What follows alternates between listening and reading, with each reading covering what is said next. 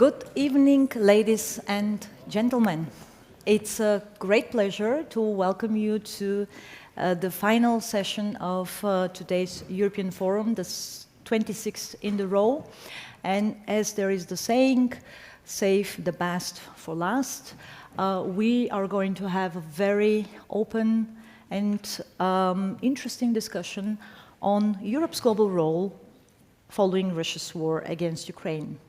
And I couldn't dream for better guests to accompany me in this final session than those sitting next to me. So I will start first and foremost with a short presentation of my guests this evening. On my right, we have Céline Marangè. She is Russia-Ukraine Senior Fellow at the Institut for Strategic Research, affiliated with the Ministry of Defense in Paris. On my left, we have Shea. He has been already a regular guest of our European Forum, and currently he is professor at the University of Exeter and senior fellow at Chatham House. But we also know him from his previous role as policy planning director with NATO. I'm moving once again to my right, and we have another regular guest of our European Forum. This is Mr. Roland Freudenstein, and currently he's the vice president and head of GlobSec Brussels. And last but not least, it's a great pleasure to welcome also Peter Hefele. He's currently the policy director at Wilfried Martens Center for European Studies. This is also the think tank that is supporting us to make the European Forum the success that it has been today. Welcome, ladies and gentlemen, and we are going to kick off this final session with Céline, who is going to give us a kind of a very, hopefully, quick overview of the current developments regarding Russia's war against Ukraine, and also will give us an idea about, let's say, overwhelming position, French position regarding the war. Céline, the floor is yours. Thank you. First, I'm very pleased to be here, and I would like to thank Velina and the Austrian Institute for European and Security Policy for their invitation, and also Sarah Martinov for her impeccable organization. So let me start, please, with a brief analysis of the military situation, which will allow me to outline the possible outcomes of the war in Ukraine, on Ukraine. And then I give you my perspective, a French perspective, on current defense and security issues in Europe. And I'll focus on the debate surrounding the desirable end state with Russia. So I begin with an assessment of the military standoff, and I'll outline only a few points because I was asked to be quick. First, I think the Russians are in big trouble from a military standpoint. I mean, the Ukrainian counteroffensive in the north in early September took them by surprise. The Ukrainian army has achieved a stunning breakthrough and fulfilled, more importantly, the political mandate of obtaining a clear tactical victory to prove that Ukraine had not only the ambition but the capacity to regain territories. And I think that since then, Russian political and military elites have been aware that the war can be lost, especially since the partial mobilization led to the departure, as you know, of hundreds of thousands of men. And at the same time, the counteroffensive in the south, which in September was really difficult and deadly for the Ukrainian army, is on the way to success. Second point, the Russians failed to break Ukrainians' will and audacity. I mean, the sham referendums and the subsequent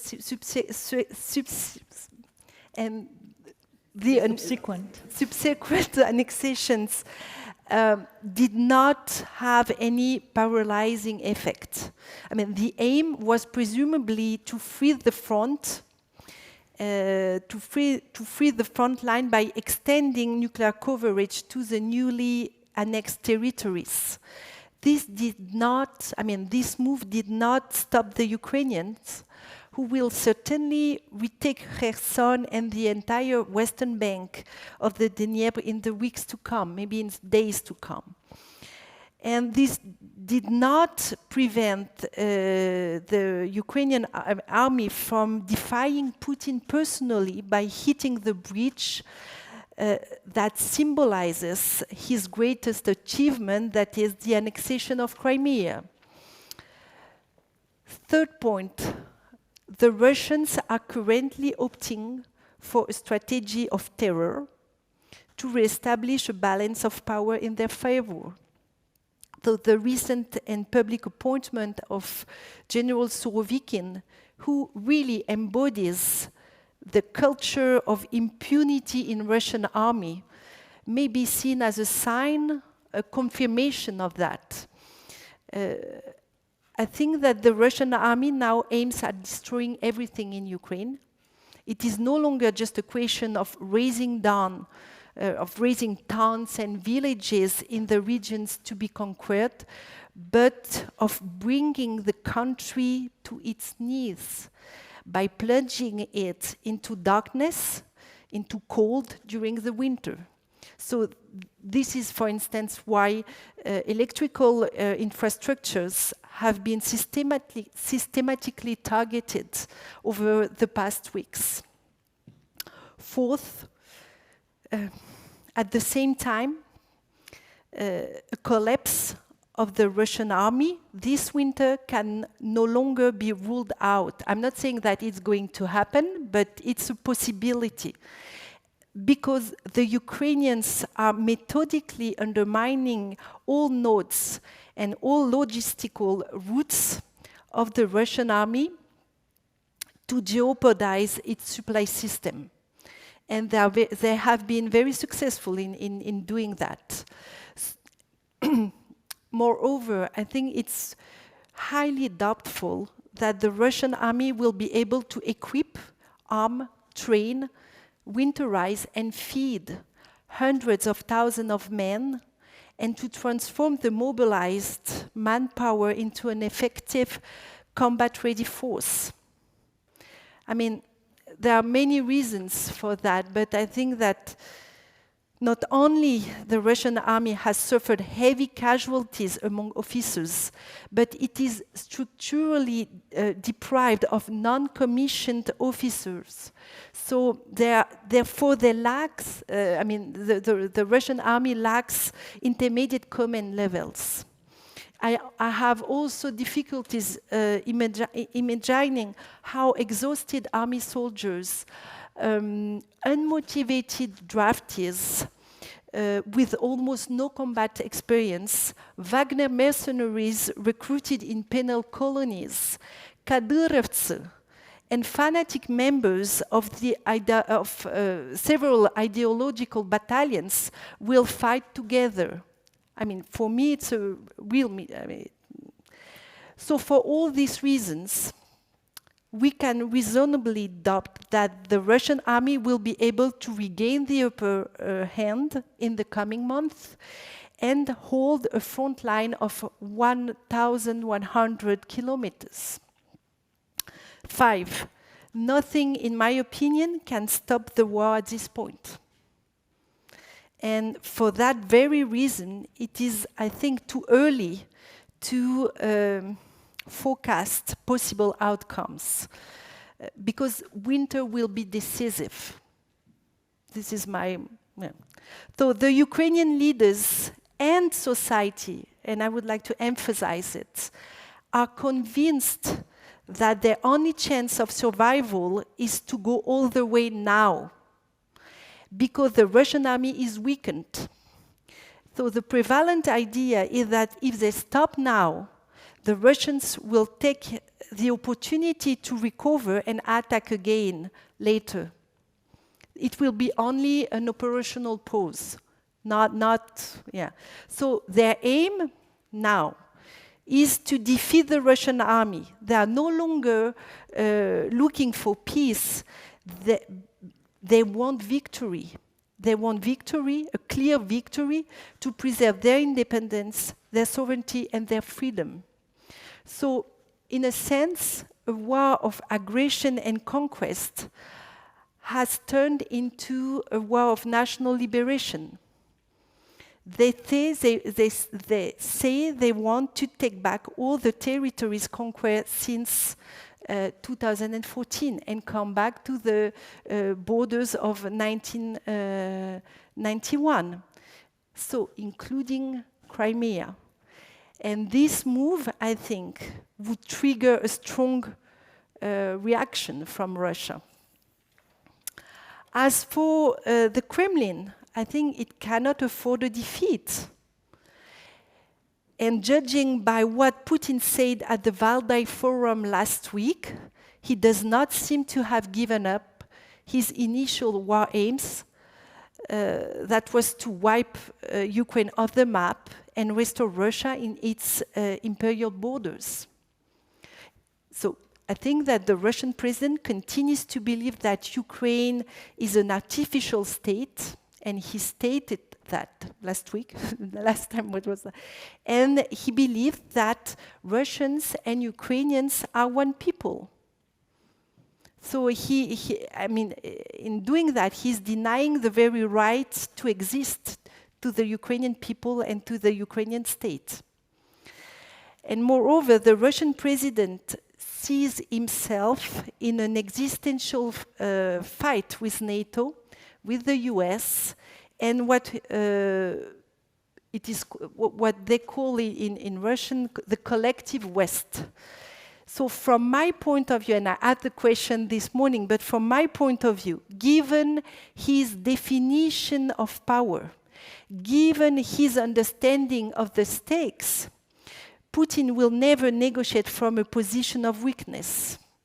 He will always choose, in my view, escalation. Therefore, Europe needs to be prepared for the possibility of escalation. But at the same time, Europe needs, and we need to be prepared for a rag-rag fight of long duration, of very long duration, unfortunately. In my view, the Kremlin is likely to opt for a twofold strategy at this point. In Ukraine, it will be a strategy of total destruction until exhaustion. And in Europe, it will be a strategy of maximum pressure until renouncement. So the two approaches are intertwined. You can imagine cold and dark winter in Ukraine will provoke new waves of refugees. Energy blackmail may result in skyrocketing energy prices in Europe, which will fuel social discontent and maybe bring more far-right or far extreme parties to power. And I think that in this game, democracies have vulnerabilities, and we need to be aware of that. So in my view, these are the most pressing security and defense issues for the months and the years to come. As regards the assessment of nuclear risk, I think they are real. In my opinion, they are real. Of course, Russian nuclear provocation and denials at the same time are part of an information warfare that aims to inhibit the West and limit arms deliveries to Ukraine. But at the same time, the statements of propagandists and politicians in Russia can also be used to justify an attack in advance. And I think that they think about that in that way. I also want to underline that some Russian high-ranking officials, really high-ranking officials, and very famous experts have been questioning for years now. They have been questioning the very relevance of arms control negotiations and the commonly accepted idea that there are no winners in a nuclear war. Some, especially experts, some even propose, I quote, a flexible and selective conception of the use of nuclear power, in particular of tactical nukes. So, to limit those risks, Alexei Arbatov, who is a moderate Russian nuclear expert and who is the son of Georgy Arbatov, a former advisor to Gorbachev, proposed last summer to set up communication channels between Russian and American military commands on the model of the deconfliction mechanism used in Syria, in order to avoid misperceptions, unclear situation, and assessment errors. I think this is an idea that Europeans could and should support, for instance, and we could do maybe more for that. Just maybe, if I have, I think given the current situation, everyone in Europe is thinking about what we could do differently, how to improve the situation and how to improve our cooperation and mutual understanding of the problem. So new formats of cooperation are being explored, such as, for instance, the European Political Community that was proposed by the French president to foster intergovernmental cooperation. I think that NATO has been reinforced and new deployment occurred, especially in Eastern Europe. And the objective is to deter Russia of escalating. So this needs to be continued as well. And maybe lastly, as a Russia expert, I would like to give some comments related to our future relations with Russia. I think that in France, because I was asked to say a few words about the French perspective, and in France we need to examine more carefully, I think, some of our biases and assumptions. As the reluctance to see the war coming showed. I mean, in February in Paris, no one wanted to see it coming. Everyone was convinced that the Americans were exaggerating, as always, you know. And, well, so as this reluctance showed, there exist difficulties in Paris, but not only in Paris, in assessing opposing intents when our values and our priorities and our rationality are different. And this is something that we need to keep in mind when we think about Russia now, because they have their, I mean, the Russian president has his own rationality, but it's so different from ours that sometimes it's difficult to grasp and to recognize. I think in Paris there is also a lack of awareness about the history of Russian imperialism and about the persistence of political violence in Russia. And finally, I think that the extent of Russian active measures to influence the political debate in France and the impact of information warfare are often underestimated. So, in a sense, researchers and think tankers, especially those who are specialists on Russia, have a special responsibility here to inform relentlessly the public about all that. And I'd like to add just a few words about the future relations with Russia and the question of the end state. I think the question of the end state with Russia is already a source of disagreements in the EU, and it will just increase. And we need to be aware of that and to discuss that issue. On the one hand, there are those who refuse to see the imperialist nature of the war in Ukraine and who think that it is possible to come to an agreement with the Russian president and that once the agreement is reached, he will be as good as his words. Well, I think you understand what I think of that. But among those who accept to see reality as it is, there are disagreements on the answer to give. How to reduce Russia's aggressiveness and its capacity to harm. One can seek to weaken Russia economically and contain it militarily, while helping Ukraine as much as possible by sustaining its economy, by training its military, and by delivering arms supplies. This is, I think, the dominant position within the EU. But at the same time, this approach has not been very successful so far, since the war goes on.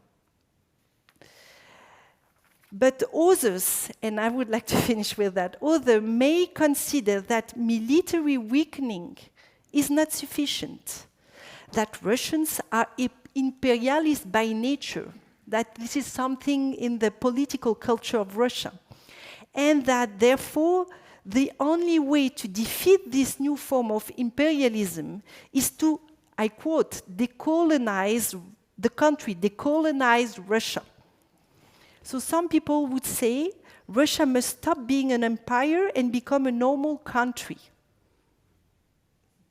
I would like to understand what they imply and how to achieve such a result.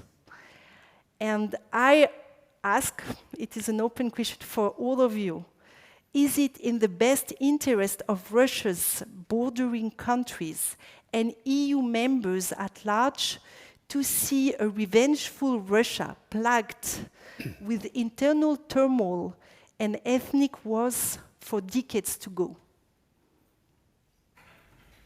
And I think that if you want to have the French point of view, no one in Paris would support a policy aiming at the implosion of Russia. This is for sure. I mean, this is very consensual. So in conclusion, I must say that, personally speaking, the lesson I drew from the full-fledged war on Ukraine, from this invasion, is that the unthinkable is not impossible. And I'm very pessimistic about the future of Russia. I'm much more optimistic about the future of Ukraine, although the scale of destruction is appalling and the suffering are uncountable. And there is no end in sight for this war. But I think while helping Ukraine to the fullest extent possible, and while integrating Ukraine within the EU, step by step, I think at the same time caution should be exercised and long-term thinking should prevail in the spirit of the EU founding fathers.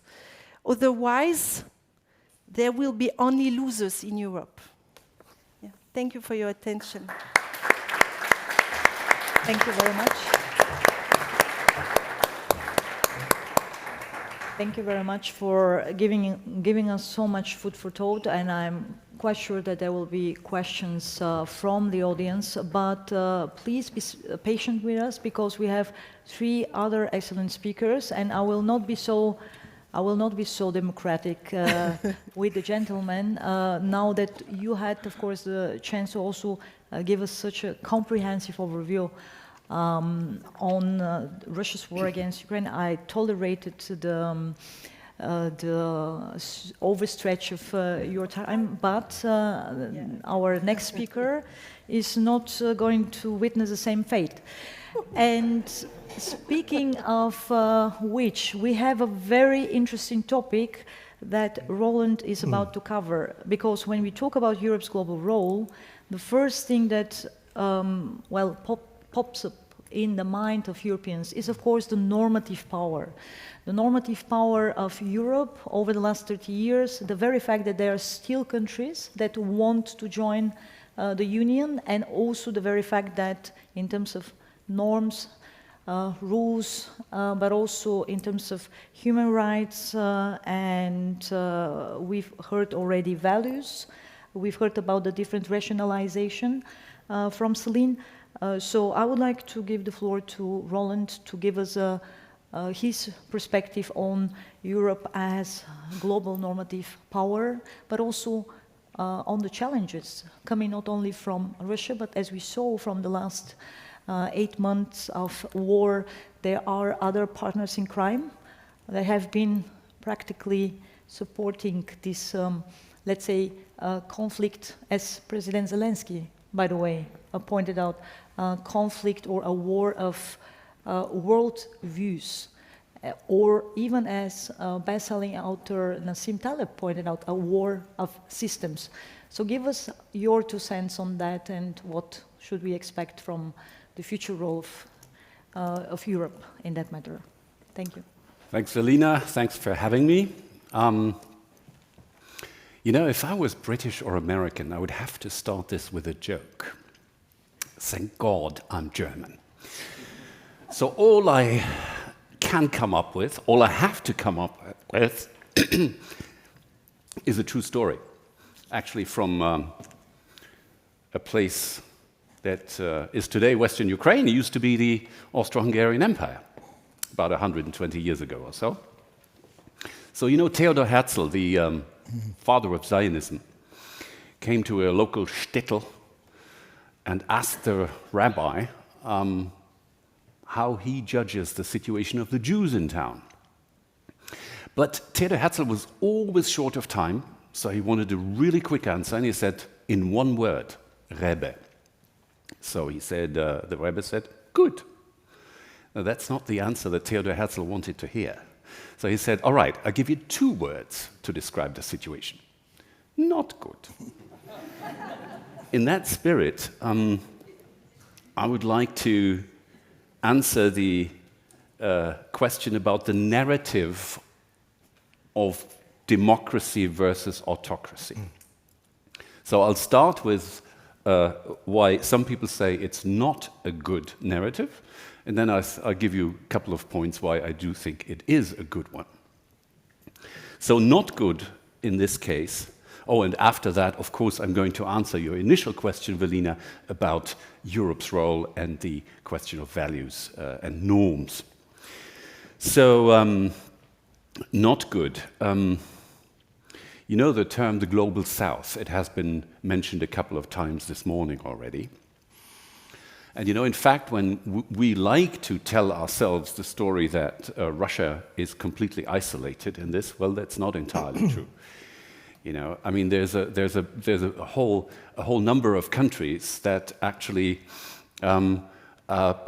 prefer not to take sides, and in fact, really enjoy telling Americans and Europeans how navel-gazing they are by saying that Russia is terrible and you have to take sides against Russia. So, you know, this global south, as I call it, whose leader may be India as a country, this global south, of course, has anti-colonialism and anti-imperialism as its mega vision for the world. And we're going to come later on to the point why I think they're shooting themselves in the foot, above all themselves, by not taking sides in what is happening now. The second point that is usually brought forward against the narrative of autocracy versus democracy says that, look, there's a number of countries, Vietnam, Saudi Arabia, a couple of other countries that are clearly not democratic, but considered as partners, allies, like-minded in some respects by the West. Fair point. And the third one is that many people that are opposed to this narrative, democracy versus autocracy, are pointing to, from Viktor Orban to Donald Trump, to the internal doubts about democracy inside the West itself. Right, so 3 times not good, huh? Now, why I think, nevertheless, there is something to this narrative, I also give you 3 points. And the first one is, as far as internal contradictions in the West are concerned, absolutely, yes, they exist, but there are ways to deal with them, such as, for example, inside the European Union, the rule of law mechanism that has just been developed and adopted. And, just like the fact that theft is not only illegal but also punished doesn't mean there are no more thieves, right? And nevertheless, no civilized society would say, okay, since theft exists, let's stop fighting it. And the same principle I would apply to the violations of the rule of law that exist in the European Union, that exist in other countries. So no democracy is perfect, but an organization like the European Union that precisely has a normative claim to its role in the world must first of all fight violations of the rule of law inside its own organization. So there has to be a price for violations of the rule of law. That doesn't mean that this will finish, that this will end tomorrow. Second, as far as the inconsistencies in the narrative are concerned when it comes to countries like, for example, Saudi Arabia, Vietnam, and so on, well, I would conceive of the global West as a system of concentric circles, right? You have in the core Europe or the European Union and North America. You have around this a whole number of other democracies around the world. The word Rammstein coalition was named this morning. That was pretty much 45 countries or 50 countries around the world, including South Korea, Israel, Japan, and others. Canada, of course, Australia, and others. Countries that conceive of themselves as democracies but are not part of NATO at the moment. And around this, yes, you have a number of countries that are not democracies, with whom, nevertheless, there exist communities of interest of the democracies vis-à-vis dictatorships like Russia and China. So, concentric circles. And on this one, also, I already said this colonialism, imperialism narrative of the global South. I must say, if changing borders by force and declaring countries as non-existent or not having the right to exist becomes possible in the world, I believe it's the global South that is first of all going to suffer. If Russia and China are allowed to expand their particular view, and there are differences between the two, sure enough, but if they're allowed to expand their view on the global order to the entire world, it's the global South that is first going to suffer. And let me come to the third point in this one, the authoritarian countries themselves. There's something interesting going on among the autocracies of this world. They don't have a unifying ideology as communist countries used to have before 1989, 1990, 91, before the end of the Cold War.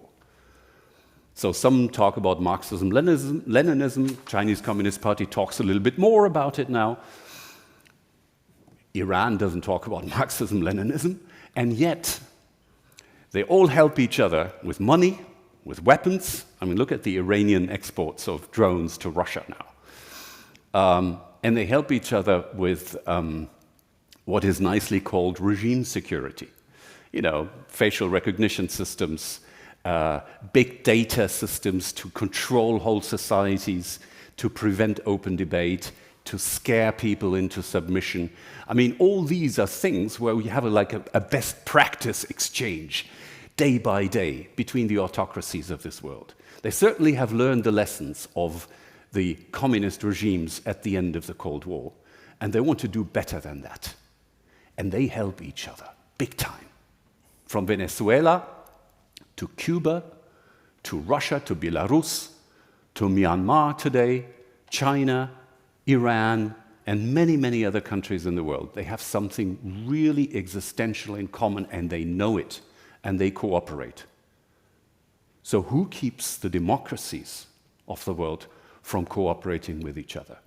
Why do some people say that Europe's role, for example, in the systemic rivalry between the US and China, Europe's role is somewhere in the middle? We should stay out of these great power conflicts. Why are they saying that? Russia and China are clearly helping each other in this.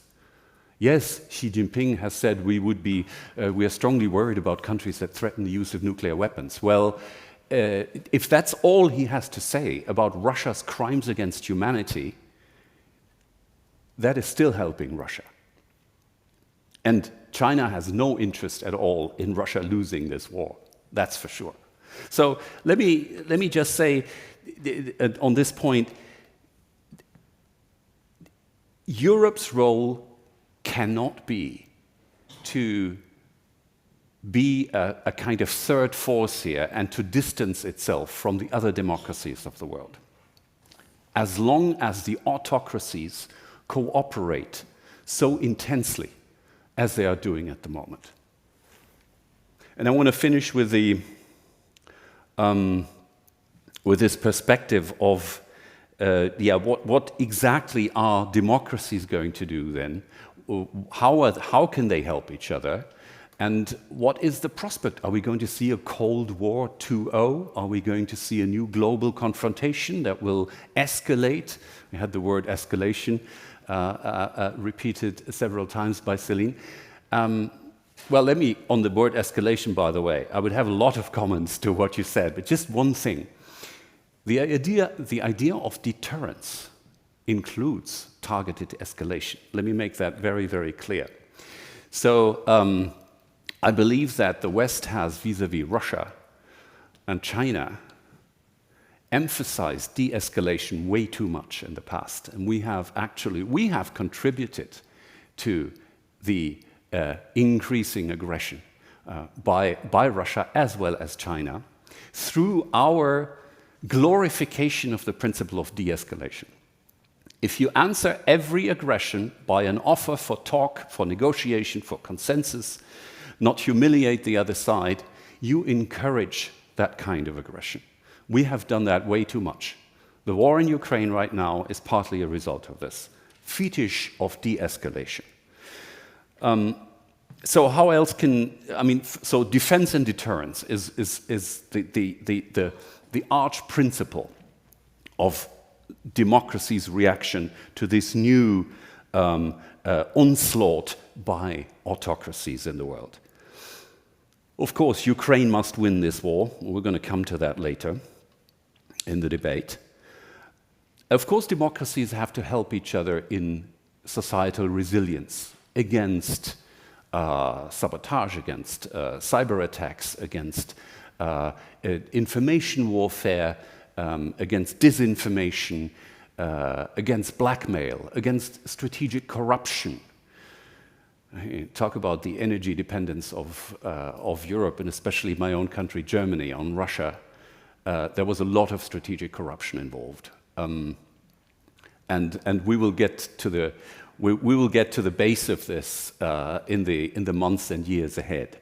But this is something where democracies can actually exchange best practice, how to make ourselves more resilient against that kind of threat, against dependency on autocracies and so on. And a final point, the global solidarity of democrats, right? I mean, the narrative of autocracies is each country is on its own. You know, there are big differences. But, you know, the Germans want something different from French. Japanese want something completely different from Americans, and so on and so on and so on. I think we might as well take a look at Iran right now. The women and men of Iran who are risking their well-being, their personal liberty, and in many cases their lives, and losing their lives for goals that we claim are the basis of our societies. Freedom. Freedom of speech, free choice of how they dress, and a democracy, and they shout death to the dictator. So this whole authoritarian narrative that people can be scared into submission is collapsing in the country of Iran. It will collapse in other countries in the future. There is no reason, and by the way, this again comes back to Russia. Are Russians genetically unable to build a democratic polity? In my view, there is no country in the world that is unable to build a democracy. There's a famous Chinese argument that democracy and Chinese culture are incompatible. Well, look at Taiwan. Taiwan is one of the world's most vibrant liberal democracies. So there's no reason to despair. You know, from Iran to many, many other countries, the best and the brightest, very often young people, well-educated people, are risking so much to defy authoritarianism. So who are we to claim that we need to differentiate, we need to be careful, we need to de-escalate, and so on? That is not where I see Europe's role. Thank you very much.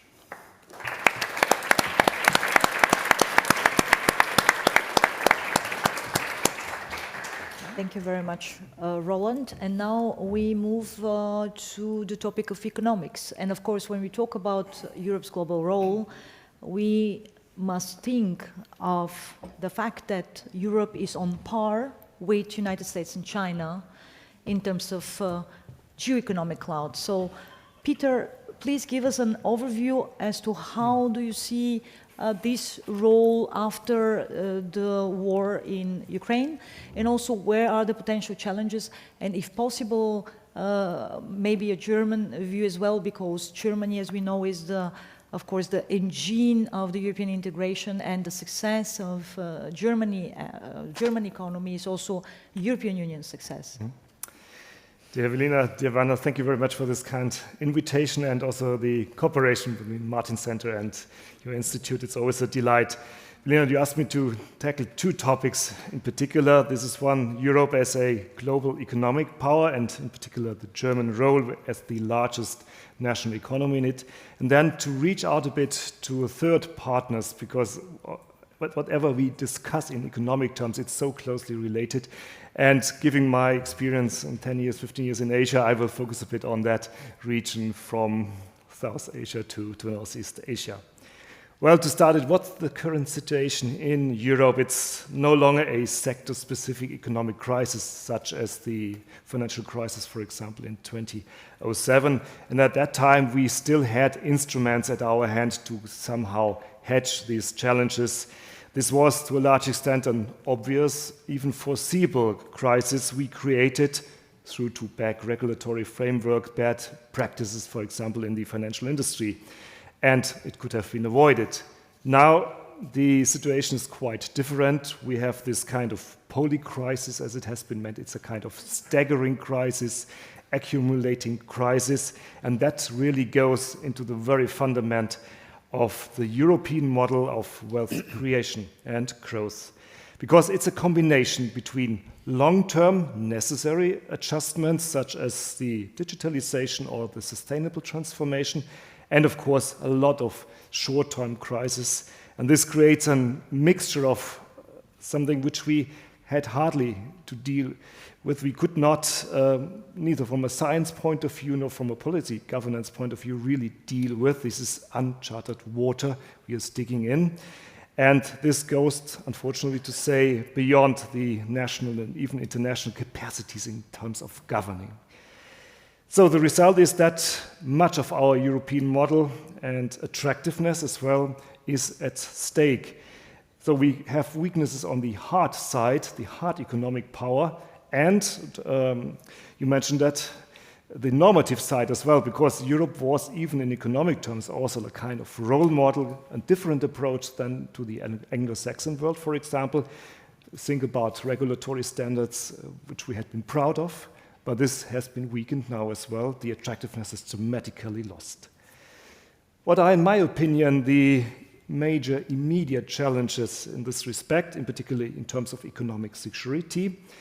Well, what we have to maintain at any price is our diversified, interregionally connected industrial basis.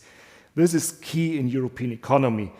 We have seen this in many cases in the past, that deindustrialization has hit several Western nations and regions. Think of the north of France to the Ruhr Valley, to southern Italy to some extent.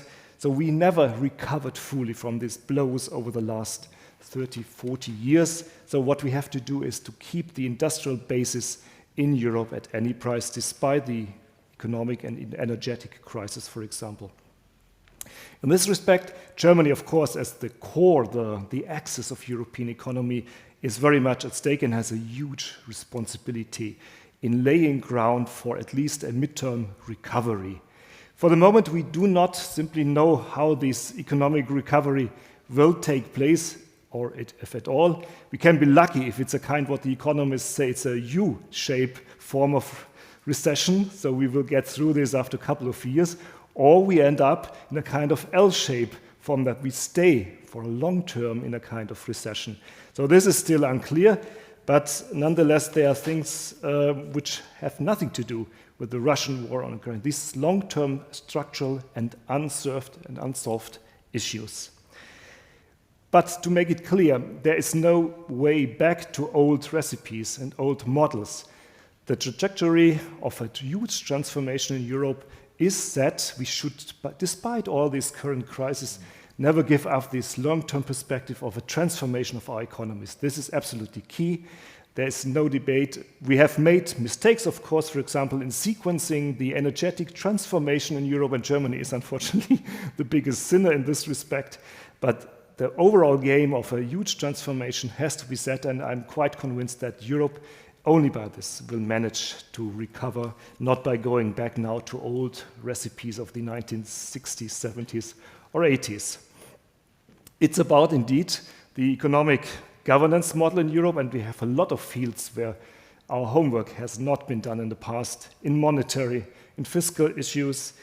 We have not understood the issue of sustainability and to think in an intergenerational context, because we forget for the moment that the huge burdens we create now is on the shoulders of our children. That is an heritage which is incredible, and we have to be blamed to a large extent in terms of ecology, in terms of economic burdens. This recovery, if we succeed in this respect, cannot be done without closer transatlantic relations. That's the still most important economic sphere. It's not East Asia, as it's often said. It's still the transatlantic sphere where the major economic activities lie. That will relatively degrade, but at the very end, it's still one of the powerhouses in European and transatlantic economy. And there's only in this framework the hope that a kind of rule-based order, also in economic terms, might prevail or can be indeed strengthened. I'm quite optimistic in this respect, even on the side of the United States. They have more and more shown a huge interest in setting up common standards, from digitalization to trade issues. This is an unleashed potential, and we have to work very hard on this in the coming years. The expression of Zeitenwende has often been mentioned, and that is, by the way, not only true for Germany, where we coined this again and become of these famous words like Waldsterben or Angst, which has penetrated other languages. This is true, for example, as well in China. We've just seen the end of the 20th Party Congress, and in terms, and it has several times been mentioned, this is the way more important reshifting and reshaping in international geopolitics.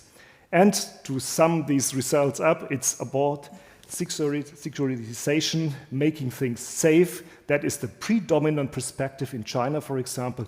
Everything is below. It's not economic facts per se. It's how to preserve the political system and enlarging the potential outreach in global terms. Whether we have already realized what is at stake, I have my doubts. I hope that Mr. Scholz, for example, will hopefully learn some lessons during his 11-hour stay but I'm not quite sure, and I still doubt my fellow citizens back at home whether they have really realized. Not that we have just started this discussion. This is a debate we had for many years, but things time and the trickling down takes sometimes really time. And what we have to see, of course, and Roland, you mentioned that issue of alliance building, realism and often the ugly face of nationalism has unfortunately shown up very much. And we have to ask our assumptions. And again, this term of like-mindedness has been mentioned as well. There was a lot of naivete in the past years. And Céline, I think you mentioned this as well, that there is not natural partners or only a handful. If you look around, that is maybe, if I look to East Asia, for example, it's South Korea and it's Japan, it's Australia. Then the things are gone. So there is no natural alliances which simply can count on. This is something which we have to, and Europeans are sometimes quite naive in this respect, not being able to change and to get into the mind of others and to fully understand why they are behaving like that. There's an explanation in each of the cases, but we had been very naive in this respect as well. Jamie, I think you will also elaborate on the power of projecting power in other regions. This is not just an issue of military capabilities, and we had a long discussion to what extent, for example, Europe can engage in the Indo-Pacific. I think that will remain very much limited. It has more powers in economic terms, for example, in regulatory standards. This is something Europe is capable to project power. And I think way more important are what I would like to call second round effects. That means if we strengthen our basis here in Europe, it has huge impact on other regions as well, in a positive sense, of course. People in Asia don't expect Europe to be present in military terms, for example, even not so much in economic terms. But they want to have a strong partner here, and this partner, we have to do our homework. And this is what we should aim in our next year's policy. Another issue, and I would like to close with this, we all have the sense and share the sense of vulnerability and the need for increased resilience. This is something the Asian nations have experienced as well as we. There is a huge field of cooperation, and we have something to offer in this respect. We made our mistakes, but nonetheless, I think we have learned lessons also to some extent, and this is something Asians look at very much at. And to close, what should not happen and what we have to do at any price is to prevent the decoupling and the fragmentation of the global economy. This is something which would be absolutely against any European interest, that would cut into our European wealth model. So let's get out of this spiral of protectionism, might it be greenwashed or whatever. This is something Europe has to avoid. Europe is still the level for a global cooperation. And I'm very optimistic we will go through this kind of recession and restart our engines, new engines, supporting engines, and help others to come with us. This is the power of Europe, which I have never seen diminished. That is weakened, but the basis remains there. Thank you very much.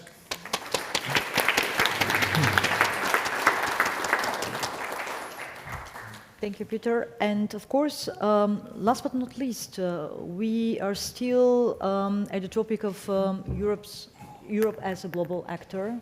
And if there is one important domain that also needs to be covered, that is the domain of security and defense. So Jamie, give us your view on how Europe can strengthen the security domain, and is Europe going to become this relevant security player in the world, as we've heard from Peter that people in Asia, for instance, don't expect us to be a security. Well, Velina, the answer to that is the more questions you give me, the longer I'm going to talk. So be careful what you ask for. First of all, ladies and gentlemen, I honestly really was expecting at this time on a Friday afternoon to be in a familiar situation where there are more people on the panel than in the audience. So I really am very pleasantly surprised that you're here so numerous. Congratulations. During the British campaign in South Africa, the Boer War at the end of the 19th century, we had a group of persistent, resilient Dutch farmers who hung on to the bitter end, and we called them the bitter enders. So I'm tempted to call you, ladies and gentlemen, this afternoon, the bitter enders.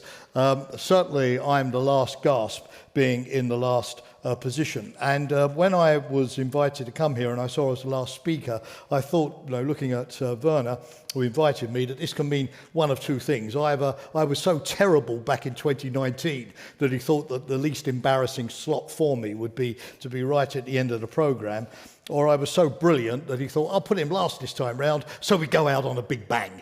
So let's see which of the two it's going to be. Now, why is Europe's role in the world important? Well, basically because it was so non-existent, even invisible in the past. When I was thinking about what I was going to say to you today, I always remember Jacques Puss. Some of you may remember that name, the foreign minister of Luxembourg, who back in 91, when the former Yugoslavia was beginning to disintegrate, proclaimed, "It's the hour of Europe." The hour of Europe, not of the United States. I had lunch with him in Luxembourg many years later and asked him if he regretted it. And he said, Jamie, I've been a good father, I've been a good husband, but the only thing they've got to put on the tombstone is this is the cretin who said it is the hour of Europe, when clearly Europe was not ready to act. It didn't have the strategic culture, it didn't have the political will, it didn't have the institutions, it didn't have the military capabilities. And from 1999, the Cologne Summit, which set up the common security and defence policy up until now, Europe has been trying to give itself the instruments to do precisely that. Because if I think of my many years at NATO, my many years on this earth, what I've noticed is that this could be the first crisis since the Second World War in which finally Europe is taking responsibility for the fate of Europe. If you think of Yalta, what role there? If you think of the Cuban Missile Crisis, when Europe could have been incinerated for a conflict between the Soviet Union and the United States in the Caribbean. If you think of the way in which NATO's strategy was perpetually dictated by the shifts in US nuclear doctrine over the years, the Balkans, Jacques Puss, the hour of Europe, the need for the Americans to come in and rescue our faltering mediation and peacekeeping efforts. I remember dealing with Kosovo back in 1999, that we had 1,400 targets on the NATO air campaign target list, and only 2 of them were generated by a non-US ally. If you think of Libya, where we ran out of munitions after 8 days and had to call on President Obama to lead from behind, you remember that? And come in and supply those American drones, those American spotters, those American precision-guided munitions, those American tanker refueling aircraft to enable that to go ahead. You remember disputes between Greece and Turkey, where Dick Holbrooke, the late and, for me at least, much lamented US diplomat, said that he was working the phones during the night to stop Greece and Turkey going to war while Europe slept. Might be unfair. And then Cyprus, which has always been in the hands of the UN to find a solution and not Europe. So my starting point is that at least we are maybe seeing a strategic awakening, not perfect, where for the first time since the Second World War, in a major European crisis, Europe is finally taking responsibility for the crisis. De Gaulle once spoke of a Europe for Europeans. We might actually now be seeing Europeans for Europe at long last. What are the indicators that at least make me hopeful in that respect? Well, first of all, you've seen in the current crisis that Europeans are stepping up to the plate. Before the Russia invaded on the 24th of February, the 4 NATO battalions stationed in Poland and the Baltic states, only one commanded by an EU country, Germany and Lithuania, Canada, Latvia, UK, Estonia, and of course the United States in Poland. NATO has now added 4 additional battalions in the Black Sea. France commands in Romania, Italy commands in Bulgaria, the Czech Republic is taking the lead in Slovakia. The Europeans have agreed to turn those battalions into brigades, and already countries like Germany have set up brigade headquarters in Lithuania with brigade elements in Germany to be mobilized. Back in 2014, only one European country, Greece, was spending the NATO target of 2% of its GDP on defence.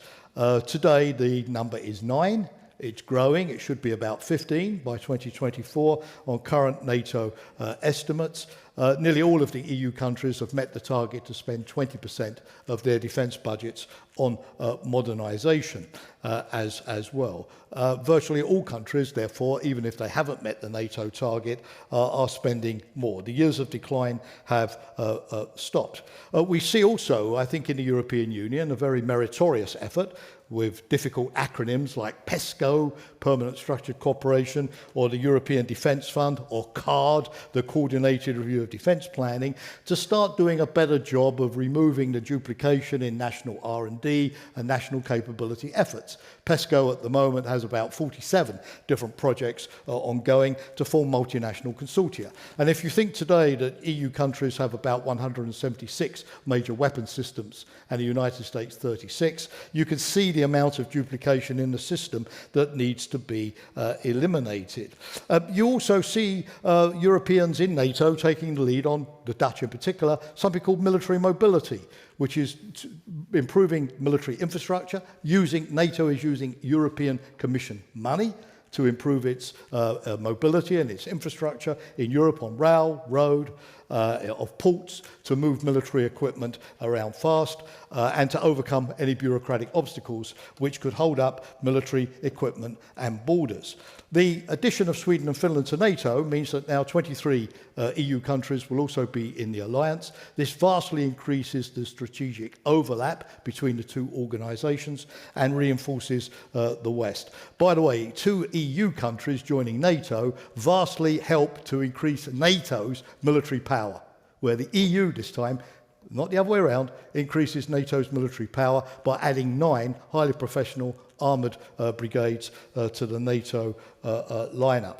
We see also for the first time that the EU is spending money on defence directly, common European funds. Martin Selmayr mentioned, of course, the European Peace Facility this morning, which now is not only buying weapons for Ukraine, but also training 15,000 Ukrainian soldiers in the field. Of course, in doing that, the European Union has sort of eaten up the 5.5 billion euros rather quickly, and one thing that I would hope would be that that facility would be stocked up, increased, doubled in the months ahead. The Commission is now taking much more responsibility in proposing things to the member states, not just the European Peace Facility and in the hands of the European External Action Service, but for example, recently Ursula von der Leyen looking at the fact that Europeans have depleted their stocks of ammunition, of missiles, very, very quickly to give to Ukraine, that the EU could have a bulk buy arrangement to allow the Europeans to replenish those very quickly. The reduction of dependencies, Peter was talking about this before, has gone very, very quickly. At the beginning of the crisis, Germany, Italy were dependent upon Russia for about 50% of their gas. Today the figure is around 20% and going down all of the time. Certainly after the crisis, the European Union will be much less blackmailable by foreign powers than it might have been been in this particular crisis. Of course, the jury is still out. We know that very, very well on China, where attitudes on how much Chinese investment to allow diverge. China is not Russia after all. But you have seen the beginning of the European Union beginning to reshore vital supply chains, for example, in chip production, for example, in terms of pharmaceutical production, protective equipment, and so on. And also the rare earths issue, which was mentioned this morning. By the way, there is a very good reason to help Ukraine, because Ukraine is one of the biggest sources of rare earths to substitute for China that Europe potentially has at its disposal. And we don't need, unlike Donald Trump, to buy Alaska to buy Greenland, to get access to those as well. You've seen a willingness to impose sanctions, not just against Russia, but for example, the European Union now is moving to impose sanctions against Iran, as there is mounting evidence of complicity of Iran in supplying drones and arms to Russia as well. And the European Union has taken the lead on Ukrainian reconstruction. The EU has basically guaranteed to finance at least 50% of Ukrainian reconstruction and to supply about 500 billion up front to the international financial institutions. The last EU summit in Brussels agreed a special package of 18 billion to help Ukraine with its 1.5 billion monthly budgetary deficit situation. And those conferences did not take place in Washington or San Francisco, but in Lugano, and recently, just last week, in Berlin as well. The European political community was mentioned. My only take on that would be to say two things. Firstly, it's a very worthwhile way of having a dialogue with the countries around the EU, 10 of whom, by the way, 10 of whom have applied to join the European Union on things like energy, on things like migration, and to seek to common standards. But the genius, and I think here President Macron has done a coup de génie, if I can say, Céline, is precisely to make it rather vague. Because by making it rather vague, he's been criticised by this, but he also gives these countries of Central and Eastern Europe and Turkey the impression, hope rightly, that they can dictate or at least determine what's going to be on the agenda. They can shape this themselves, and this is not a made in Brussels, take it or leave it thing either. And then finally, I think from a NATO perspective, what the EU is doing in Africa is extremely valid for European security, because although today we haven't spoken at all about Africa, our focus has been on Ukraine, and I fully understand why, Europe still faces a number of threats and challenges from across the Mediterranean, particularly the way in which terrorist organisations like Al-Qaeda and ISIS have configured themselves in the Sahel, also going south towards Senegal, towards the Ivory Coast as well. NATO has very little of a footprint there, but the EU is financing the African Union. The EU has also, of course, deployed a number of missions in the region as well. The most recent one, Mozambique. Who would have thought that the EU would launch a common security and defence policy mission to Mozambique? And to the extent that the EU takes that kind of responsibility, which NATO is not able to take on at the moment, given the emphasis on Ukraine, means that to some degree the EU puts the 360 degrees into NATO, which is what we need at the moment. Now, there are challenges, and I know I'm going to run out of time quickly, so I have to do this in sort of telegraphy fashion. Challenge number one is the US is not going to indefinitely supply 4 out of every 5 weapons that go to Ukraine at the moment. The Americans have spent about 20 billion so far on the weapons packages. And if you count the overall support package, 60 billion plus. After the midterms, I don't think there's going to be, even among the Democrats, the degree of consensus to continue to do that indefinitely. But the situation that we are in with Ukraine, and which Secretary General Stoltenberg has summed up, is Russia can win without anybody else, but if Ukraine does not receive this constant supply of support, financial, weapons, and every other respect, it's going to lose, notwithstanding the incredible bravery and resilience of the Ukrainian army and the people. So first big challenge for this sort of global responsible Europe is we're going to have to step up to the mark. And we can do it because the Kiel Institute for Economics published a report just a couple of weeks ago, which is unbelievable. It points out that so far EU countries have given no more than 4% of their armoured vehicles to Ukraine and no more than 2% of their missile stocks. They've been more content to sort of backfill each other, as with Germany and the Netherlands transferring Patriot missiles to Slovakia in exchange for Slovakia transferring S-300s to Ukraine than to support Ukraine directly. So there's going to have to be a major shift of the effort onto the shoulders of the Europeans, if, as I predict, the war will carry on in 2023 and possibly 2024 as well. Secondly, the Russian way of warfare. We haven't really spoken a lot about this today, but what we've seen in Ukraine is the Russians fight dirty. They violate every law of war that the EU has ever tried to construct. They cause a humanitarian crisis. They threaten to blow up dams. They burn crops. They forcibly repatriate citizens. They kill civilians in deliberate massacres. They occupy nuclear power stations. They provoke environmental crises. They cause 6 million refugees to flow out of the country. If they do that to a NATO country, can NATO deal with that? All of those sort of side effects of a conflict while you're actually fighting the Russian army. So I think the EU and NATO need to work together much more to make sure that in terms of all of these civilian things that are going on, the sabotage of critical infrastructure. Let's look at what Norway has been doing, arresting Russian spies for snooping on their platforms, the explosions of Nord Stream 1, Nord Stream 2 and so on, the cyber attacks, the disinformation campaigns. A lot is going on in a modern warfare which is not so much the classical military fighting that the media have focused on. And so the EU needs to focus on that. And particularly this, the hybrid warfare bit, where NATO has a toe in the water, but where the EU has far more of the assets to deal with these kind of things. We need to partner. We need to make sure there are no gaps in that spectrum of resilience in dealing with any form of Russian aggression. It won't just come in the form of tanks. There will be a lot of other nasty things going on as well, which we need to anticipate. Diplomacy. We're in a situation where a number of countries are sat on the fence in the UN, about 20, 30 odd countries, the South Africas, the Indonesias, the Indias, Turkey to some degree, even Israel. I wrote my latest article for my think tank this week on calling on Israel to step up to the plate and meet the Ukrainian request to supply more of the missile defense systems that Israel has. Turkey is interesting in this case very much because it could be a potential bridge builder, prisoner of war exchanges, the grain deal, and so on. Egypt is very important if you're trying to keep the South on board on food supplies.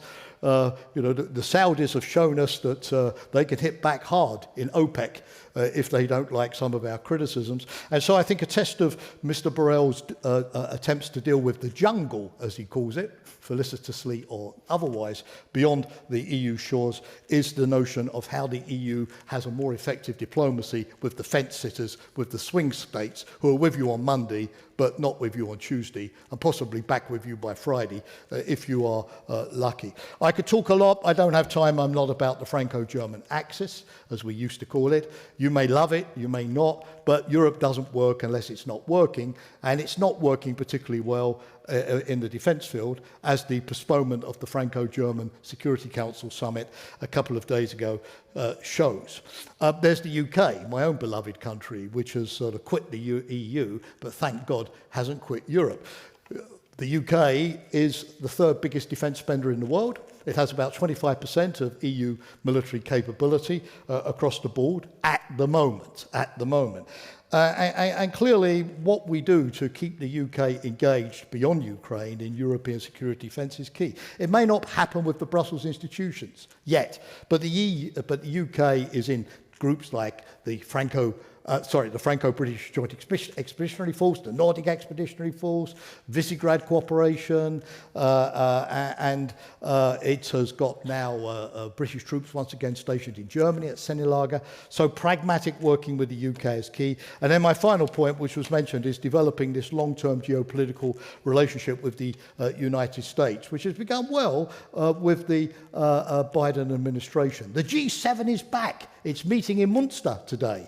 And it's meeting in the room where in 1648 the Peace of Westphalia was concluded with the doctrine of the inviolability of the sovereignty of states, which Russia, which clearly was not in the room in 1648 and therefore does not have a long memory, has violated in the case of Ukraine. But it's interesting that the G7 is now back as the central coordinating mechanism on sanctions, on engaging the South, on investment, on technology standards and so much else, which is a good way for the EU represented there, together with the UK, together with France and Germany, to work with the United States and many others as well. And how we do that in terms of technology standards, in terms of investments, in terms of securing vital supplies like chips and rare earths, in dealing with cryptocurrency and klepto oligarchs, all of those kind of mechanisms is going to be key. Also, how we define what the European role in the Asia-Pacific would be. It doesn't necessarily have to be military, but in the trade area, Europe has a lot of clout indeed, and in the normative area as well. So, in a nutshell, I'm sort of feel that, you know, out of every crisis or tragedy, some good arises. And I would say that we're not talking about European strategic autonomy, but about European strategic responsibility. And if this is the first crisis since 1945, where Europe is once again able to take the bulk of the responsibility for itself, a better Europe will emerge, and we will also integrate Ukraine into that Europe too, in the fullness of time. Thank you very much.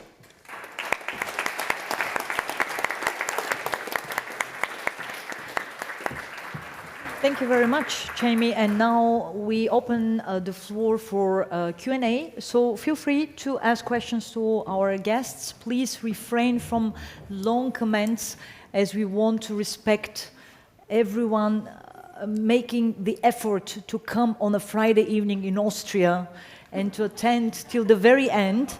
So let's give the chance to everyone who wants to ask a question and refrain from the long comments. Also, our guest speakers are staying certainly for at least several minutes after the session if you really want to,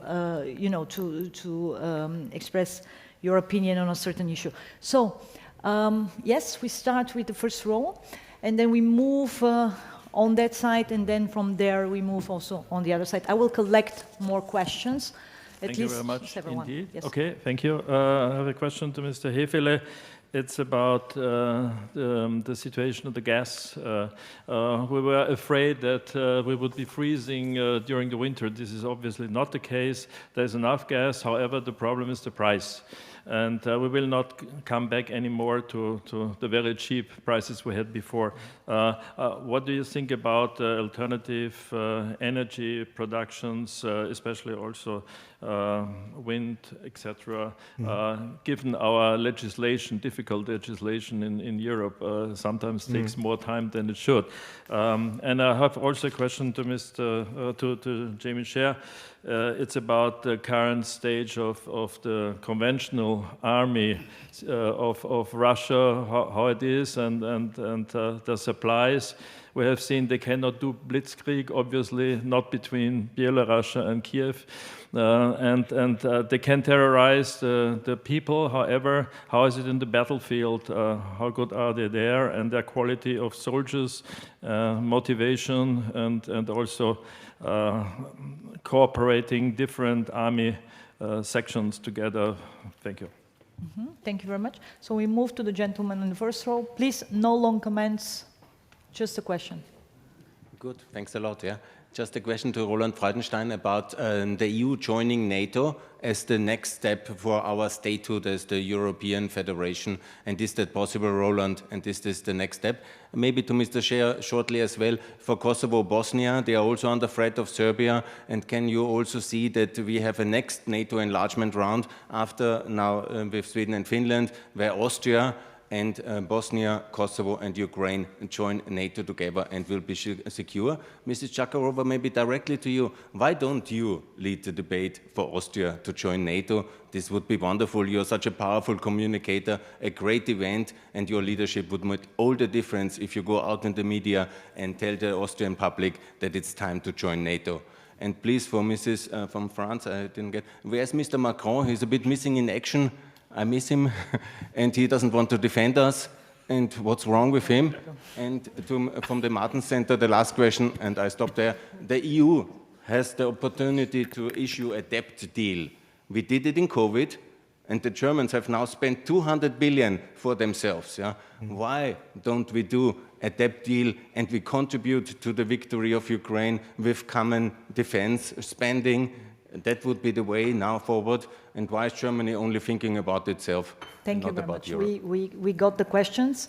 Let's move to the gentleman in the last row, and from there we move to the other section, so that we will gather a few more.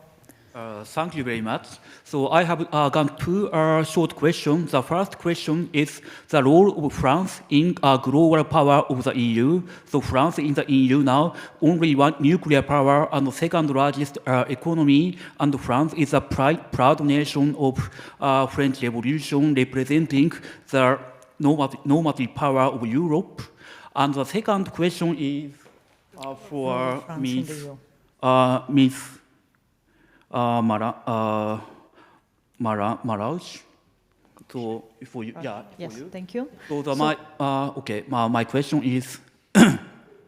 So my second question is why Russia see the enlargement of NATO as a threat? Because it is quite puzzling. Because NATO is always take care in order not to provocate Russia, and it is unthinkable that NATO attack Russia. Thank you very much. Okay, thank you very much. Now let's move to the other. We start with Adam in the last row, and then we move to the military attaché of I Switzerland. will stick to one question only, which is recently President Putin announced that he would discontinue the grain deal, but then had to backtrack, which to me was a sign of, well, some semblance of rationality and him acting on that. Are we allowed to deduce from that maybe when it comes to the nuclear threat, are we allowed to be a bit more hopeful about his rationality and decision making? Okay, thank you very much. And finally, please, first row.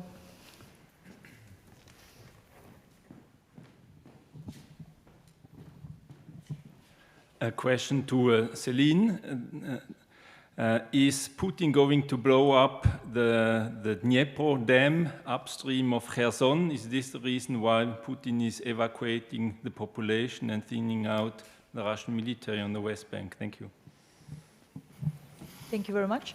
So, who would like to start first? We have gathered a lot of questions. Maybe let's start with Roland, Yep. and then we move. Gunther, I didn't completely understand your question. You said the EU joining NATO? Yeah. The EU as an organization? Well, first time I hear this. It strikes me as a fantastic idea. Seriously, strengthening the European pillar in NATO, I think, is a very, very good and necessary thing. The EU as a whole organization cannot join a military alliance, I think. At least that's my perception. But I think what you really want to say is Austria joining NATO, right? There we go. Okay, so you're trying to do it through the back door. Yes, very smart.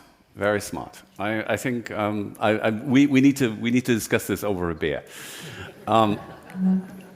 But I generally, seriously, the more the merrier, right? NATO, I think the Finnish and Swedish accession to NATO is a fantastic plus for the alliance. I mean, military cooperation has already developed quite nicely between those two countries and NATO in the past.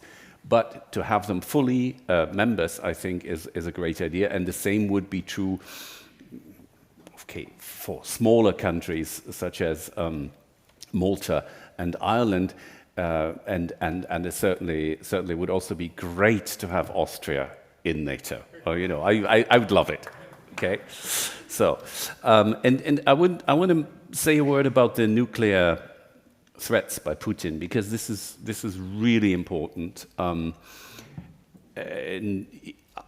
you know, Putin has a fantastic ability. I think an ability that he actually learned as a teenager in his early teens, before he even became a Chekist, a KGB officer, in the backyards of Leningrad in the early 1960s, because he was a hooligan. You know, he was a little crook that, partly because he was rather short and skinny for a Russian, he had to be more ruthless and faster and more perceptive of the weaknesses of his opponents than the big guys that were surrounding him at the time. And that means he knows exactly how panicky the debate gets in the West when he just mentions the word nuclear. I think a big factor in this completely hilarious, well, not hilarious, tragic actually, narrative about the dirty bomb being built by Ukraine, which has been deflated now, but it was around for a couple of weeks. I mean, one of the reasons why he and his people did this was just to mention the word nuclear, and knowing how Western nerves get jittery when a Russian just mentions nuclear weapon, right? So that's the first thing you have to recognize, is he knows exactly how this works, and that's why he is doing it more and more often. Now, the other thing, he may actually be tempted to use a nuclear weapon because he thinks that way he's going to get the West to force Ukraine to negotiate, right? By withdrawing weapons deliveries, withdrawing support, stopping, blackmailing Ukraine into negotiating. By the way, something that the French and the German governments have actually done in past years with the Minsk II agreement, pressuring Ukraine, telling the Ukrainians, we know it's not fair, but that's the way the world works, you know. We know the Russians haven't fulfilled their part of the Minsk II deal, but you have to. You Ukrainians have to. And there were even attempts of talking like this to Ukrainians before the 24th of February, or even a few days after. Thank God the Ukrainians have not given in to this. But coming back to the nuclear weapons, I mean, it's very simple. These threats must be answered, first of all, by a clear message that there will be a retribution. Maybe not in kind, maybe a Russian use of a nuclear weapon will not trigger a NATO use of a nuclear weapon, but the messaging from the US has been discreet but very clear that there will be a conventional attack on the base from which the Russian nuclear weapon is launched, or the airfield, or the missile base, or whatever. To make clear to the soldiers that would actually launch the weapon, they will be dead 10 minutes after they push the button, right? So that's one thing. And the other thing is to make it absolutely clear that the use of a nuclear weapon by Russia will not lead to the West pressuring Ukraine to negotiate. And with that, we actually make it less likely for Russia to use the nuclear weapon. So, I mean, that's deterrence at work, ladies and gentlemen. And my dear French neighbor, yes, that is deterrence. It's good. Let's have a disagreement here. We're in a democracy. It's a free country, thanks to our nuclear weapons. I would like to have your certitudes. I think it's dangerous certitudes. Yeah. No. Yeah. Doesn't have anything else. That's it. If you have covered the questions that were addressed to you, we can continue with Céline. You can also respond to Roland. Maybe I can add just a word about what has been said. Putin is not the only one, as I mentioned earlier, to think about the use of tactical nukes, and not only tactical nukes, to end a conventional war. I mean, we have witnessed an expansion of the parameters of the use of nuclear weapons over the past 20 years. The nuclear doctrine of the Russian Federation that in 2020, I mean, there have been adding new points and new parameters to use nuclear weapons. So this is not only, I mean, this is not only Putin using this rhetoric to frighten the West and to limit, I mean, the answer. I think this is much more. They have a comprehensive approach to that, and I also would like to mention the fact that very serious Russian experts, moderate experts, have expressed concerns, deep concerns about that over the past month. So you can have, I mean, if you are, I mean, you can have your view on that, but we should be careful. This is my opinion. We should be very careful, because if he is, I mean, they don't have the moral scruples. They don't have the moral scruples. And, well, I will confine to that comment. About your question about the Kharkovka barrage, right? Question about the dam, whether you think that the dam will be blown up. Yes. There was a question. The dam, for the you. barrage dam. Yeah. The dam. I think it's implausible in my view. It's not going to happen for the simple reason that from that dam, it is the place where the canal, the Crimean Canal, start. And so if they blow up this dam, Crimea won't, I mean, there won't be any water supply to Crimea anymore. So they are not going to, I mean, I think for them it would be a disaster, because the issue of water has been a crucial issue for years. So I don't think so. And I think why they are deporting, not evacuating, but deporting people from the Kherson region, it's difficult to say. My guess is that it's for political purposes, for domestic political purposes, to sell the narrative that they are saving their lives and they are doing their best to, I mean, to manage the situation, although because of the NATO implication in their narrative, they are encountering difficulties on the front line. Yeah, I think I will, yeah. And maybe they can blow up the road to the dam, which could be destructive enough. No, but without the idea was the that they would blow up the dam and it will be flood everything. But I don't see it coming. No. Would you like to respond to the role, to the question on the role of France? Okay. Jamie.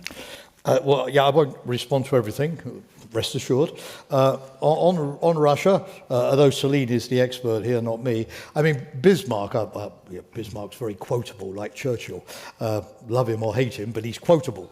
And he said, Russia is never as strong nor as weak as it seems. And, you know, it would be easy, if you're a NATO ambassador, perhaps to say, well, you know, where's the problem? You know, Russia has been incompetent in Ukraine, its military has really performed badly, maybe we overhyped the whole thing and we don't need to reinforce the collective defence in Central and Eastern Europe, after all. I wouldn't go there. I mean, first of all, as I said, the conflict in Ukraine, I hope not, but it could go on for a few years. And the Russians are not idiots. They will learn. You know, they've changed the commander a couple of times already. They've changed tactics, and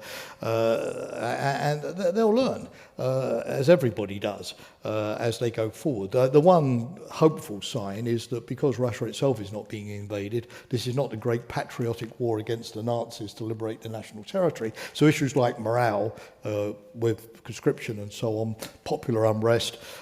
Today I saw that Medvedev said that the 400,000 Russian men who had left Russia to avoid conscription were vile traitors.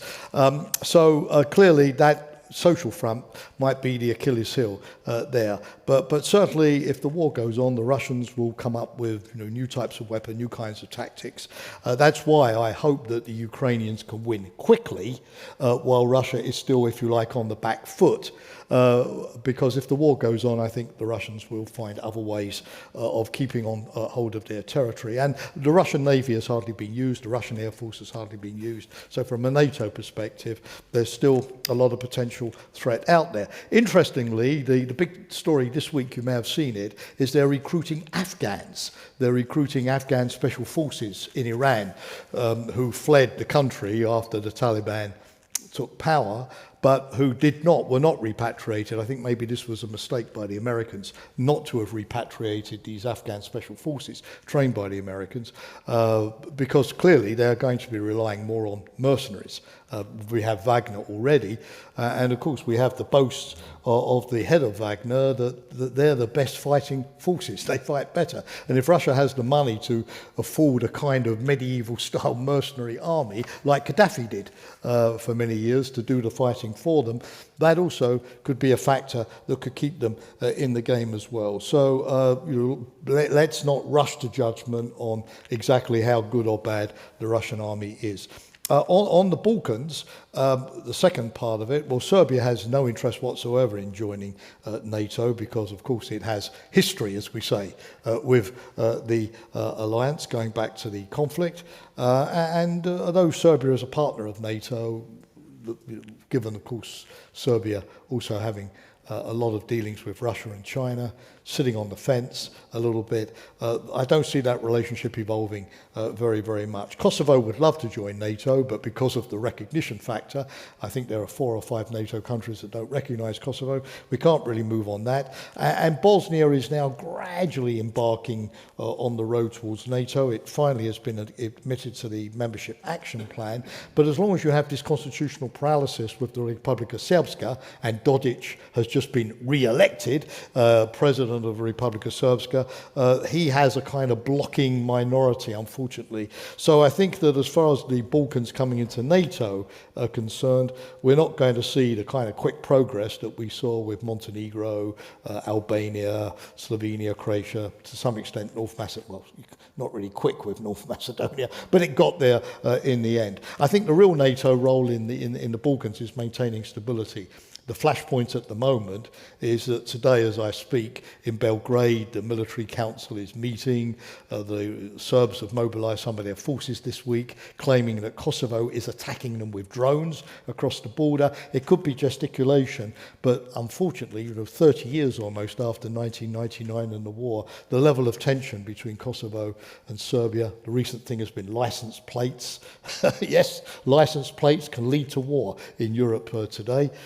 And therefore NATO still being in the region, together with the EU, I think has to maintain a high degree of vigilance to prevent violence breaking out. Finally, Austria. Well, the worst thing that I could do would be to come to Vienna and give passionate speeches about why Austria should join NATO. I would be deported from Vienna airport the same day, manu militari, and told never to come back. I think, with Sweden and Finland, NATO was pretty clear that we would welcome it. But the decision is with the people of Sweden and Finland.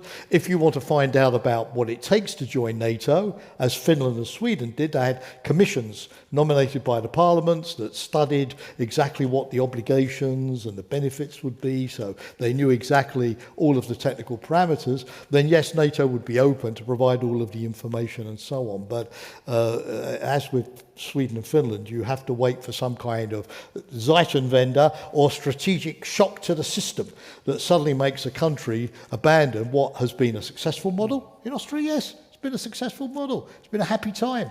Well, a prosperous country, stability for many, many years in the European Union. When people identify a particular model with success, neutrality has been good for us. I think it takes a big shock to the system to really change that. And of course, Sweden and Finland, being in a different geographical region exposed to Russia, had that shock.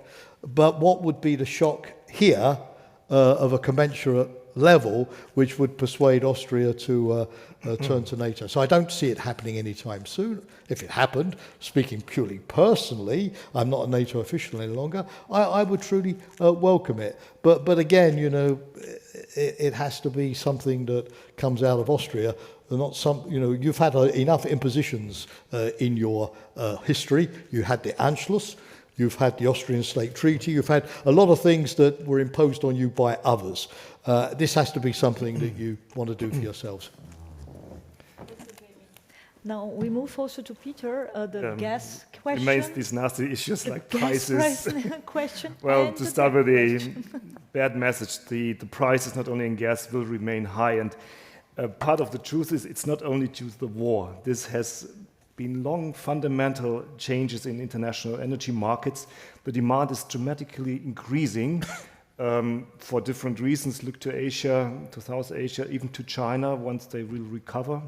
So there are pressuring factors which tend to maintain, maybe not at that current level, but much higher than we had been used.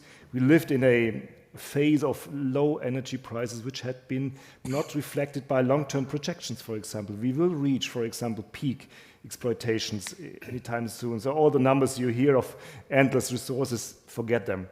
They are all very much afraid, for example, in the Middle East, that they will soon reach the peak. That means the resources, the usual resources, are overseen to a certain extent. We will not be able to catch up as fast as possible with renewable energies because we run into other kind of dependencies unless we have major technological breakthroughs, which I don't see for the moment. They are in the laboratory stage, but not rolled out. Let aside the whole impacts on the emission. So there might be some corrections in the, for example, Green Deal, but I can only emphasize we should not lose this momentum. This is absolutely necessary. This is a tension which is particularly difficult for policymakers to combine these short-term perspectives and selling things to maintaining a strategic trajectory on which economies have to develop. This is the art of statement craft for the moment, I think, very much. You referred also to the legislation and the regulatory framework. Well, this is something which can be changed, frankly. Now in Germany, we're able to build these LNG terminals within 1.5 years. We have debated this for 10 years. The plans have been there, but there are positions we can change. We did it after reunification, to take the German example, that we can lower the standards and we can proceed faster then. And take the European energy framework, which is a perfect framework. We never realized it. We never take it seriously. Each and every country did what it wanted. It was never a coherent approach. That was rolled out already, I think, 10 years ago. Had we fulfilled what the EU Commission correctly put on our table, we would have never been into that mess we are now. So we should take our own concepts serious and now speed up for that. But the message is the energy prices remain high for not only war reasons. There are fundamental changes in energy markets globally, and this will be a huge pressure, and the biggest challenge is the deindustrialization, the being afraid that, for example, German industry will rethink its investment strategies. We have first signs. I'm less pessimistic that we have a big shift within a short period, but from midterm perspectives, and you must see the investment cycles we are talking about. It's 30 years. If you transform an energy such as the steel industry, this is 30 years of projection. So you have to make decisions now, and that is among the biggest headaches, I think, of CEOs as well as of politics. That's the unpleasant truth. As, the debt. Yeah, indeed. That is a 200 billion point. Yes, question. to lower and to smoothen the impact. Well, other countries, by the way, do it as well. The Germans are notoriously bad in selling things and in wrapping things. So they, on one side, are very much pro-European, but if it comes to very concrete measures, they are, seems at least to be very nationalistic and egocentric. I think we will smoothen this, and there's debate going on in Europe and in Brussels in particular to find a European solution and to not contradict attempts, for example, made by the Commission to find a more homogeneous approach and to soften. And it has to be seen, by the way, as part of a larger restructuring, recovery perspective. money is there. You have to redirect it to some extent. So Europe is flooding in money. It sounds a bit strange these days, but if you put all together these plans we had after COVID, for example, so we have to recalibrate it to a certain extent and use it indeed for the transformation. Again, the message is don't let these aside and think, okay, for the moment we have just to survive. That is a two-layer approach, which is difficult to sell in public. Thank you very much. Let's do a very quick final Q&A round. If there are some additional questions, just raise your hand. If there is someone who still wants to ask a question at almost 6:30. Yes. The lady in the middle, yes. Then the gentleman in the first row, yes, the lady there, the young lady. Then first row, and then we move also to you, and then we finish. I have a question for Ms. Marangè. I was wondering, for a while, one could read in the media that the closest circles around Putin are sometimes changing his relations to his highest military leaders. He's sometimes exchanging specific people. How would you assess his closest circle currently and his and that impact on leading military operations as well? Thank you.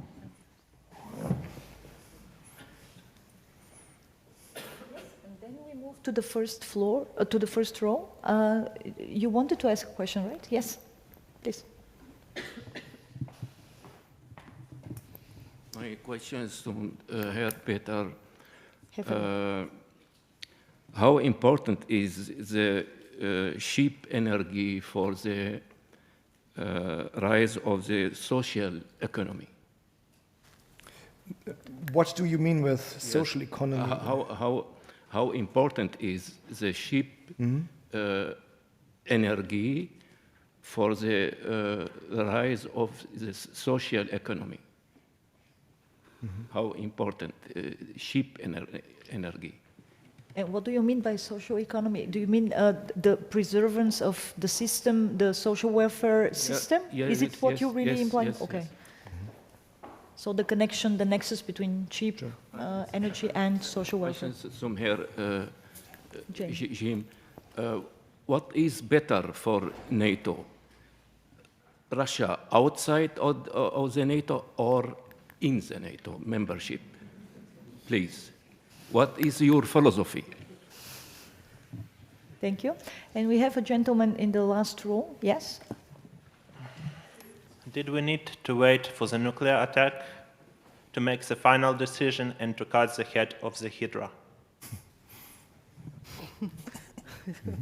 Okay, so you have already the chance to ask a question. So let's concentrate on these two final questions, and I think that we are already actually misusing the patience of our audience. So, I will start. Céline, thank you. I'm sorry. Yeah, thank you for your question. I think.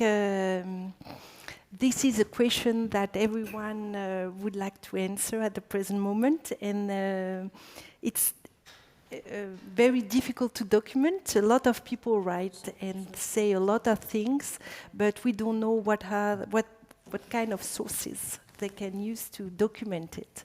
So, first of all, I think we need to be careful with all those speculations.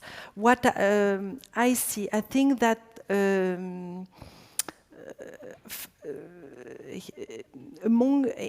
the inner circle, we can observe the rise of very radical figures, such as Patrushev, for instance, who is the head of the Security Council and who is a proponent of the use of tactical nukes, for instance, and for years, it's not now, but I mean, he has, it's thanks to him that this was added to the nuclear, to the military doctrine in 2014, and that all the points were added in the nuclear doctrine 2 years ago. we also see that Prigozhin, the head of the head of Media Patriot and very controversial personality, is gaining momentum, and he is now, well, he's supposed to have a stronger influence on Putin, since, for instance, he recruited a lot of new volunteers in the penal colony. He is a person who spent 10 years in prison during the Soviet era in the 80s, and he has been very active in the development of information warfare in Europe, in Africa, and of course in the development of the Wagner Galaxy and SMP. And what I don't know how, but Prigozhin seems to team up with Kadyrov at the present moment, with the head of the Chechen Republic. And so if the three of, if Kadyrov, Prigozhin and Patrushev team up at some point in the future, it could become even more dangerous, in my view. But I'm not saying that they are going to do that right now. It's not, but this is some speculation about one possible scenario. Yeah. The last thing I would like to say about that is, and tomorrow, for instance, in the, I don't know if you know Medusa. Medusa, it's a free and very interesting media that was developed in Riga with journalists from Russia. And there was an article this morning saying that Dugin, who was, I think that his influence on Putin was exaggerated, but in this piece this morning, I have not had a chance to read it yet, but I also, it was said that since the assassination of his daughter, he got special access to Putin, and he is, the one who would advocate more a real imperialist stance, and so you see, I think that the most radical people have a special access to him now, and for others, I think it's very difficult to convey that the situation is not as he would like it to be. Yeah, this is. Yeah. Thank you, Céline. Now I see that Roland wanted to respond to that, and because there was no concrete question to you in the final round, I would like to ask you whether we are going to see a new ideological competition over rules, norms, standards, values in this emerging global power competition from your point of view, after you respond, after you give your remark on what Céline said. I would like to start with your question, and I think the answer, in my view, is not that complex.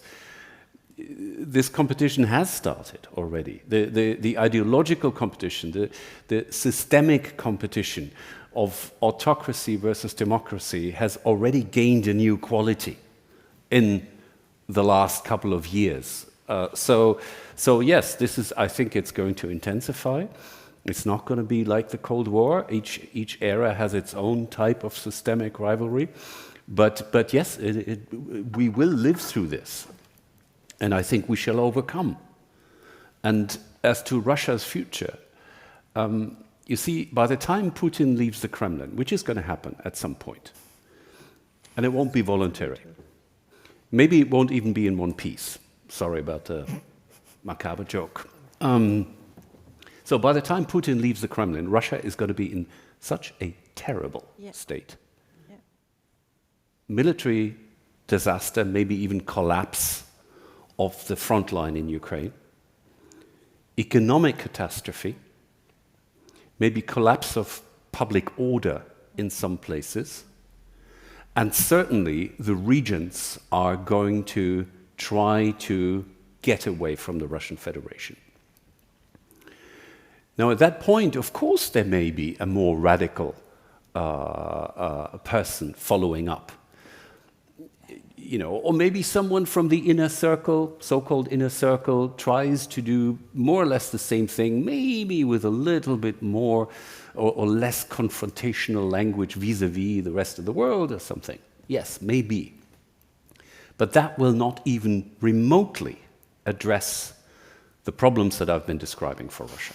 So what I'm saying here, by the time Putin leaves the Kremlin, the incentives for his successors to do some things fundamentally differently will be huge. It doesn't mean that there will be a liberal Democrat following directly upon Putin. Maybe we get a 1917-like scenario with actually 2 coups in short succession. But the second or third, I would think it possible that the second or third will be won by people who say, all right, we need to re-establish order, but here's the timeline. There will be a constitutional assembly. We will formulate a new constitution. There will be a referendum on the constitution. And at some point in the future, there will be a devolution of power to the regions in order to keep them inside the federation. And then there will be a multi-party democracy. But the people who have to achieve that are the Russian people themselves. And there's no 82nd Airborne Division is going to descend over Moscow and kill Putin. That is not going to happen. Now let's move Still to have Peter. to answer Yes. the gentleman's Because question you have regarding a question about the nexus. the prices. Yes, that lies at the core of the current social tensions as well. But again, the challenge is nothing new. We have very much focused on transformations, but we left out the social dimension in many countries. So this was not answered, and in this respect, that's a challenge for many political parties, for example, to get back to the underlying social problems, the inequality. We have, take the example of Germany, we have a huge shift in income due to the different burdens of energy prices for an energy. You know, the price is not the challenge in many ways. It's the additional components on taxation, on redistribution. So this is a big issue nobody touches, because, to say it in simple words, green is good. But we have never touched upon the social consequences and the unwanted redistribution effects. This is a very hard topic to be discussed, but it will fall on our feet anytime soon, even without the war, because the transformation will speed up and the costs will be more obvious. And we waste, by the way, a lot of money in misallocation. A lot of that money we spend here in Europe, and we have mentioned these exterior effects and South. Roland, you refer to the global South. We should have invested much more in those regions. We had a bigger impact on the global changes, and we had strengthened our leverage in terms also of policy, of normative power in Europe. We lost this momentum. We focused very much on our domestic solutions. We had not in mind that the global effects had been way more positive in engaging elsewhere, including the positive effects on this diversification. Now we are desperately seeking to North Africa, for example, to get our sources there. We could have done that 10 years ago, with many positive effects on the societies there, including effects on migration, for example, on wealth creation there. So we have never understood the complexity of these kind of transformations. This is the biggest challenge, I think, for policymakers in Europe. Thank you very much. And Yeah, once again, you are about to show us your brilliance. Oh no! You're being too. Responding very shortly to You're being too nice to me. It's another way of saying be short. Well, the Russia inside NATO question is an interesting one. I mean, traditionally, the Russian attitude to NATO is it should not exist. You know, the Warsaw Pact was dissolved in 1991. There's no need for NATO. NATO, by definition, is focused on Russia, and therefore NATO creates the very threat that it's designed to defend against. And this goes way back to the Stalin plan of 1952 to create, instead of a two-block system in Europe, a kind of League of Nations-style collective security system. Russian thinking has evolved. I was actually, personally, in a meeting in the Kremlin in 2004 with Putin, not on Zoom, in person, where we spent about an hour talking about Russia joining NATO, and he asked a question.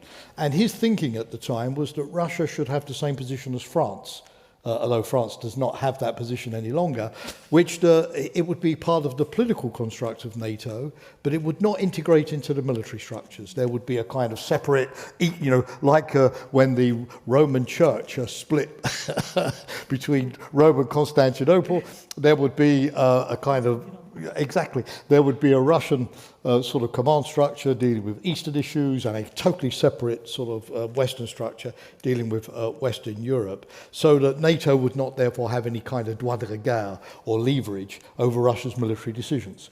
It's rather like Israel in a kind of way, a member of the West, but doesn't want to have any kind of constraints on its freedom of action in dealing with security issues as it sees them evolve. Of course, today it's off the table because relations with Russia, between Russia and NATO, are all-time low. Even if we have a good outcome in Ukraine, whatever that is, it's difficult to think that those wounds are going to heal anytime soon. The level of mistrust is massive on both sides and probably will endure after Putin retires from the scene. A change of leader is not, like in a Walt Disney movie where the wicked witch dies at the end. A change of leader is not going to turn things around precisely.